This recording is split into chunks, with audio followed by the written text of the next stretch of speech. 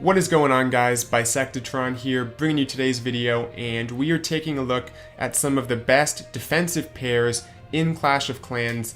These are defenses, traps, heroes, all kinds of stuff in base building that you want to pair with each other because they really complement each other well. Something you may notice if you're building bases is that certain things tend to work well together, whether it's putting your queen next to something or putting a certain defense next to something else. So that's the focus of today's video, a bunch of cool examples that I think you guys can learn a lot from, and let's get right into it with the first one here.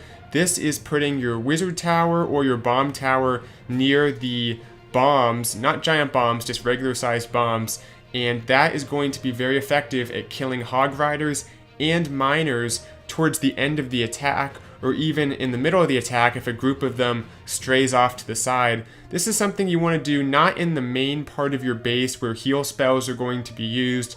So you can see in this example, we have some dead space. Maybe there's a bunch of expos and inferno towers kind of more towards the core of the base, but in this outer compartment, separated from everything else, we might have a wizard tower, bomb tower or two, and they can do quite a bit of splash damage, but typically not quite enough to kill a group of hogs or a group of miners. So if you have these small bombs in pairs of 3 or even 6, if you can fit them around wizard towers and bomb towers, it can add more of that splash damage, and paired with a bomb tower or a wizard tower, it can get very close to taking out an entire group of hogs or miners. So this is a great way to not have to use your giant bombs there, but just use the regular sized bombs and potentially ruin a hog attack that would otherwise be successful, or a hybrid attack, for example.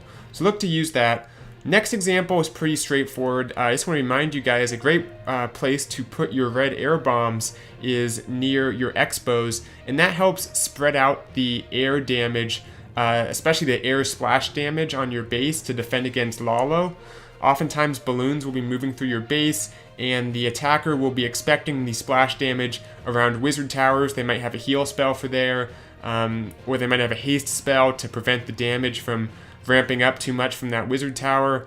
If you put the red air bombs by the expos, you're going to have that splash damage in a place they don't expect, and also it takes a lot of balloons to kill an expo because it has quite a bit of hit points, so the odds are there's going to be a big group of balloons headed at your expo, which means these red air bombs will get that much more value by being able to affect all of the balloons in that group. So this is a great way to spread out your splash and defend against Lalo. Put the red air bombs next to your expos rather than your wizard towers, which is maybe where the attacker would expect them. Okay, let's move on. This is another simple example. King next to eagle. Oftentimes at maybe Town Hall 13 or even lower, Town Hall 12 or 11, the attacker wants to use the king, the queen, the royal champion, just a few troops to try to get in there and take out the eagle. This will ensure that that's not possible. I myself, as an attacker, I've used my royal champion to kind of sneak in and take out the eagle if it's close to the outside of the base.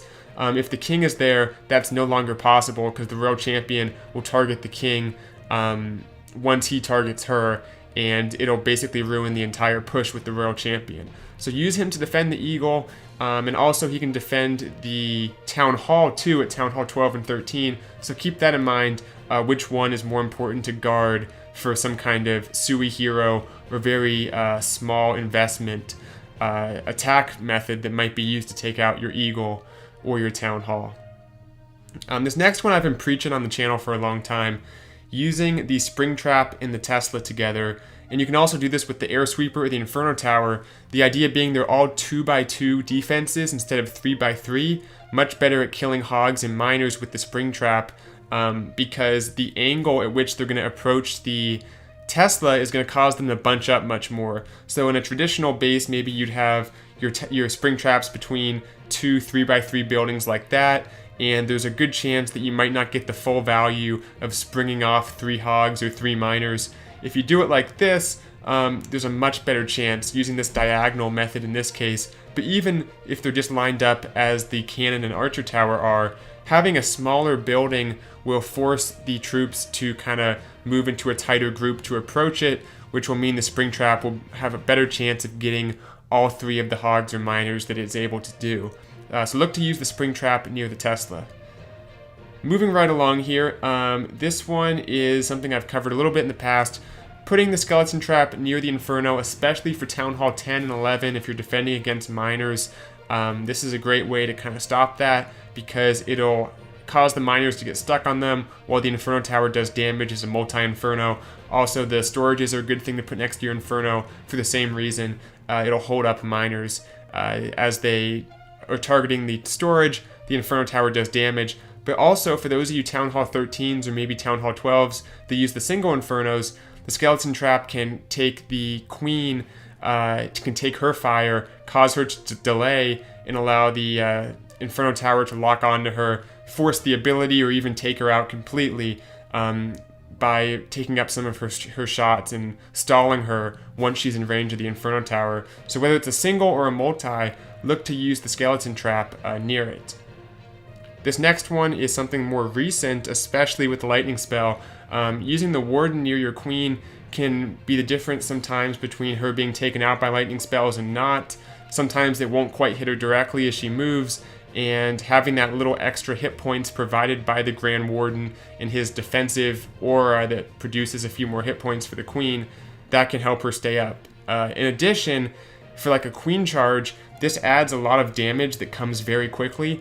The Warden does a ton of damage in one burst, same with the Queen. So if there's a Queen charge and the attacker is trying to use the Rage spell to keep up the Queen with her healers, the combination of the Grand Warden and the defensive Queen can do enough damage to take out the Queen before the Rage is able to really take effect. So it packs a lot of damage into one small place by pairing the Warden and the Queen together. So another good reason to use them side by side in the base. This one I like as well, using the giant bombs near the air sweepers. Especially for hog attacks, this is a great way to force a heal spell in a place where the heal spell won't get much value, since there's no actual defensive building that will be targeting them. It's just an air sweeper that deals with air troops. Also, this tends to make sure your giant bombs are central in the base, able to kill bowlers or Yeti mites, whatever is moving through the core of your base. So I like using the giant bombs, typically at least some of them, near those air sweepers in the middle of the base there. And if a group of hogs or miners has to go across it, it forces a heal spell in a place that typically the attacker doesn't want to use a heal. Alright, one bonus. This is something not to do. I don't know if I've mentioned this before. Don't put your tornado trap near your air defenses. Reason being, if a lava hound comes here, it's going to trigger that tornado trap, and it doesn't matter if the lava hound's not able to really move. The point is the lava hound's still tanking, it's still doing its job. You want your tornado trap to target balloons in the case of a La Lune attack, not lava hounds. Also, lava pups can trigger the tornado trap, which is a huge waste. So keep your tornado trap typically out of range of the air defense, so that far away or more, to prevent a lava pup or a lava hound from triggering it, which isn't always possible if the lava hound comes at a weird angle, but typically that'll do a pretty good job preventing that from happening and making sure that the tornado activates on balloons instead of lava hounds. Gets you a lot more value that way. Alright, that covers it for this video. Hope you guys enjoyed and learned something. Definitely like making these defensive videos for you guys. If you're interested in getting your own custom war base, look at the information above for my Patreon. Link is always below in the description, and you can check out some of the other perks there as well. Be sure to enter my creator code, as you'll be reminded in just a moment. Thanks for watching. I will get you guys the results of that poll very soon on some of the content that you guys want to see. I asked last week what town hall levels you're interested in, so I'll share that in the next video, and we'll go from there. That'll do it. Thanks for watching, guys. Thanks for watching this video. If you enjoy my content, consider supporting the channel by entering my creator boost code, BISECT, in the settings tab of your game, and keep in mind it occasionally resets and must be re-entered.